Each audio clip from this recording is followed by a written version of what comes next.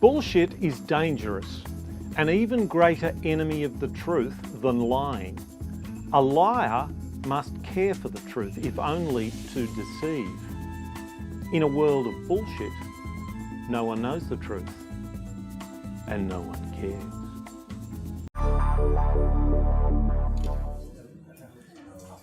About what drives Google. How does Google work?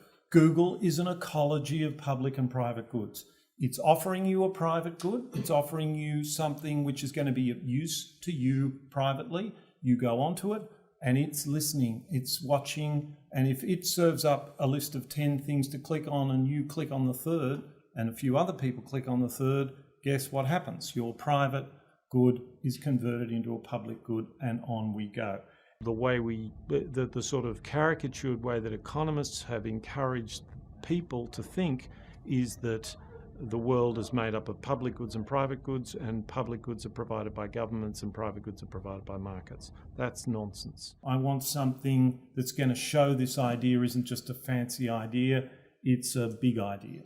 So 23andMe is a consumer genomics company. You send them $99, and they send you a plastic kit that you spit into. I'm told that you have to spit quite a lot of spit into it, but I haven't done it myself. But that's the worst that will happen to you. After that, you get an email and you get a page on their website, and it helps you do a bunch of things of the social networking variety, like find ancestors. If you want to find ancestors, that's not always a good thing.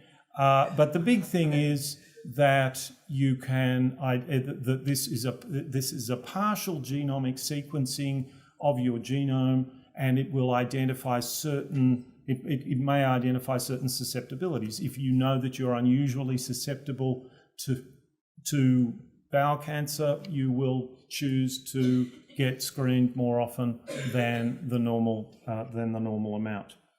So then I realised I had my public-private partnership when I was told at the time the cost was $299. The number of customers that 23andMe had at the time was 180,000. They've now got 600,000 on the back of getting $50 million in the bank and cutting the price to $99. Their target market must be 2 billion people who can be helped by this for $99. That's not really working all that well, is it? And I immediately, those who know me won't be surprised by this, went straight down the front and said to Anne Wojcicki, have I got a deal for you? And explained this idea of a public-private partnership between 23andMe, and you shouldn't think of it as 23andMe, but a service like 23andMe, and think of the Australian health system. Now, they can't think of the Australian health system in America because they're Americans and they think of their own health system, which isn't so much a system as a kind of a collection of things.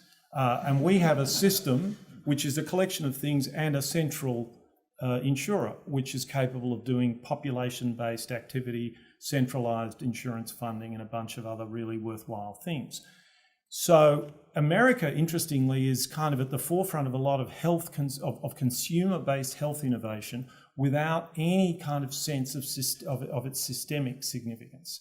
So the model here, I think, is just completely obvious, that subject to a cost-benefit analysis, and I know that sometimes they cost-benefit analyses go through cycles of being popular with different parties depending on where they are in their lives.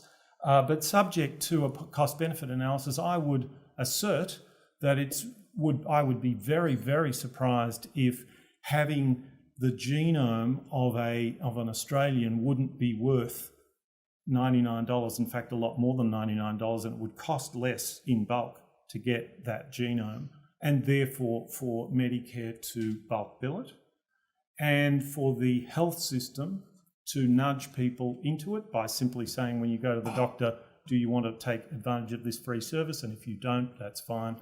You just opt out. If you want to take advantage of it, sign here, tick here, give us your email address, and in a couple of weeks' time, spit here, and in a couple of weeks' time, you will be in the system. We could get millions, and this is a tiny fraction of 1% of the target market. You would think you could get 60 or 70% of Australians signed up to this.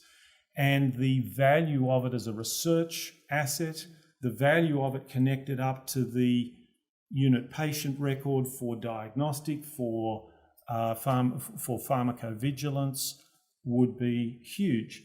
Here's an example of something that they'd done just with their 180,000 customers.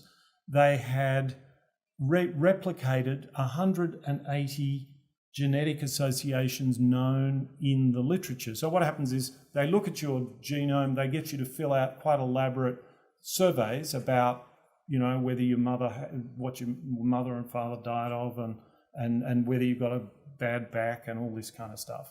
And they've got all this data, and then they can simply do just do a correlation in their database and work out where likely associations are. They replicated 180 of these genetic associations.